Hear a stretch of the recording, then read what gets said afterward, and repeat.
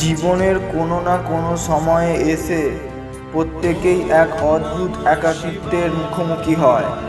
চারপাশে শত মানুষ থাকলেও যখন নিজের সাথে কঠিন সময় আসে, তখন মনে হয় এই পৃথিবীতে বুঝি কেউ তোমার পাশে নেই। তুমি কি এখনো ভেবে দেখেছো কেন এই অনুভূতি হয়? মহাদেব আজ তোমাকে এক পরম সত্যের মুখোমুখি করতে চান। শিব বলেন, হে মানব, যাকে তুমি একাকিত্ব ভাবছ তা আসলে তোমার ভেতরের শক্তির সাথে পরিচিত হওয়ার সময়। মানুষ তোমাকে তখনই ছাড়ে যখন আমি চাই তুমি বাইরের পৃথিবী থেকে মুখ ফিরিয়ে নিজের ভেতরের জগতের খোঁজ করো।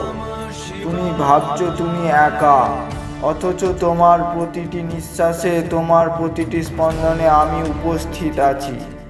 যে চোখ দিয়ে তুমি জগৎকে দেখছো, সেই দৃষ্টির পেছনেও আমার শক্তি কাজ করছে। তুমি যার ভালোবাসার জন্য কাঁদো, যার সঙ্গ পাওয়ার জন্য তোমার মন ব্যাকুল, সে তো কেবল একটি ছায়া মাত্র। যা আজ তোমার কাছে আছে, কাল তা থাকবে না।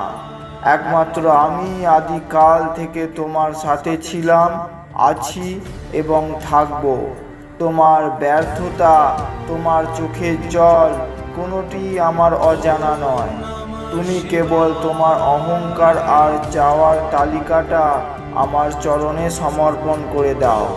দেখবে সমস্ত একাকিত্ব নিমেষেই কোথায় যেন মিলিয়ে গেছে। তাই আজ থেকে আর কখনো নিজেকে একা ভেবো না। যখনই মনে হবে কেউ তোমার কথা শুনছে না, চোখ বন্ধ করে একবার আমাকে ডাকো। আমি বাতাসের স্পর্শে কিংবা তোমার ভেতরের অন্তরাত্মার মাধ্যমে তোমাকে উত্তর দেব। ভয় পেও না, তুমি আমার সৃষ্টি আর আমার সুরক্ষাতেই আছো। হর হর মহাদেব।